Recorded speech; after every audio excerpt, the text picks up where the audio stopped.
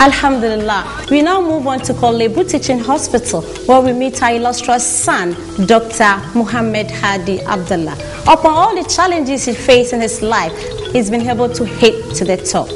We have so much for you. You have so much to learn, as much as we did when we spoke to him. Our Ummah for today has gone through all odds in life, coming from Nungwazongo and once a cattle herdsman. He is now a doctor, something that has always been his dream. Ladies and gentlemen, our Ummah for today. I'm Muhammad Hadi Abdullah. I come from the Sise clan. I'm in my early 30s. I have about 12 siblings, 2 are dead. I come from a polygamous marriage family. My dad had 2 wives. My mom was the second one. I'm married to Swad Abdullah. I used to be a footballer, even though now I play it only on weekends.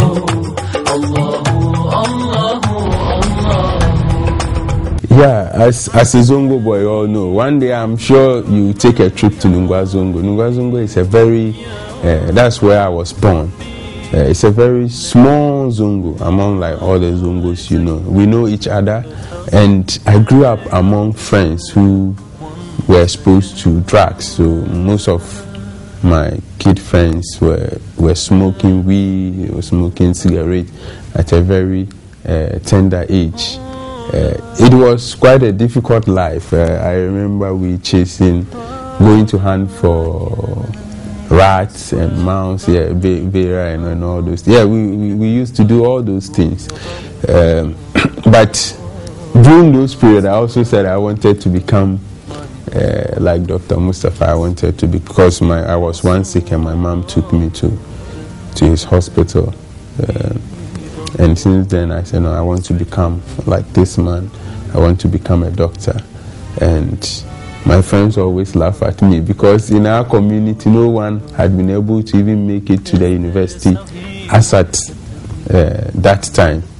So people were always laughing at me. So it became like my name that people used to tease me with it. So they call me doctor. But the dream had always been there. I always wanted to become a doctor and a neurosurgeon, and I made sure that I pursued it, no matter all the obstacles which came my way, the loss of my dad, all the problems that we had to go through. It was Dr. Mustafa of blessed memory, may so rest in peace, who started the unit some years back, and he was alone. And then later we had Dr. Idrisu. So these 2 Muslims had been at the forefront, and they have always been my role model. Dr. Idrisu currently is like my godfather. He and then Dr. Ali. Dr. Ali is with Ops and Gynae. Dr. Ali and Dr. Idrisu have always been supportive of me. Yes, it's very tough, very, very tough as a Muslim, because there are times you would have to be in theater the whole day, you know. But like I've always said, our religion is a very flexible religion. The act of saving life is a form of ibadah. If I know that the patient cannot wait and will die, I wouldn't go to the mosque. Do you understand? But if I'm running a clinic, I will ask permission from the patient that, look, or from my bosses, that today is Friday, I want to go to the mosque, can I go? You know, I always don't take the rules upon myself and do it. And even after performing all that surgery, you should come home and pray. So for me, I've always felt like I even have enough time as a Muslim. You only make things difficult for yourself as a Muslim if you don't understand the religion or you want to be an extremist. I didn't attend just one makaranta because of my upbringing. I had some tutelage from my mom. When school is in session, I attend Makaranta in Tishinungwa, and I also attended some Makaranta in Sabir Fala, in Ashama. So I benefited from both sides. And for some of us, we were coming from homes that, yes, you needed to go to Makaranta because the Arabic education was very, very important. There were times that, yes, I had to,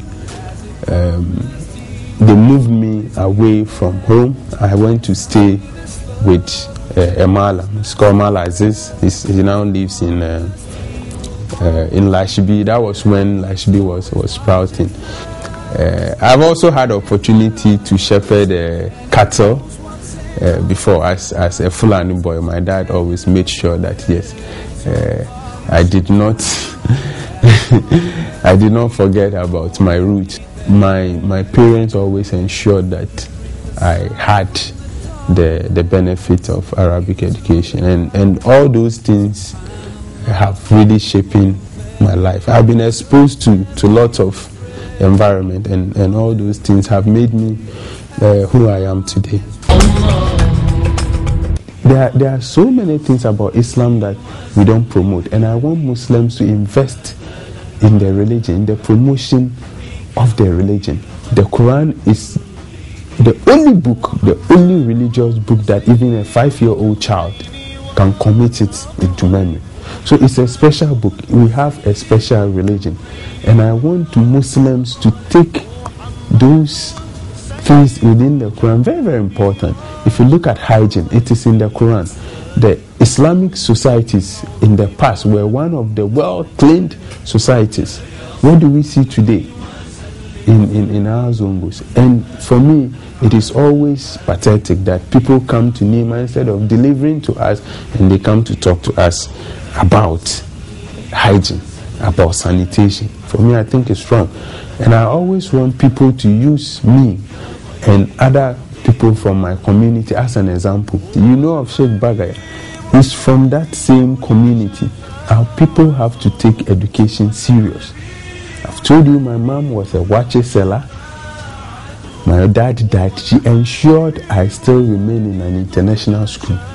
For anybody, if you have a child in your house who has been able to commit the Quran into memory, that child can be a doctor.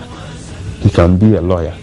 And if that child is not able to achieve that particular goal, if he desires of that, then you, the parent, have failed. Because I don't think there's any complex book more than the Quran. And if you have a child who has been able to, and we have a lot of those children in Nima, so it means our parents are not getting it right. They are not. We should invest in education, so that when you come to the hospital and you want a female obs and gynecologist to see your wife, yes, you will get it. But if you are not investing, you will not get it. But I don't think it's also wrong for a male gynecologist to examine your wife.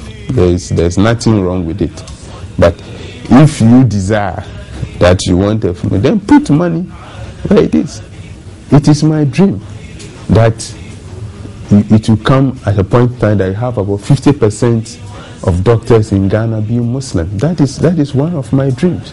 They understand that every sphere of our life, we just don't do those things. It will not just come by prayers. No. We have to do it. Like Allah said, He will not help those who don't help us. You see, He will not change our condition until we ourselves begin to put in place measures to change our conditions. And I'm also grateful to you for this opportunity to be able to impact and influence our brothers and sisters at home.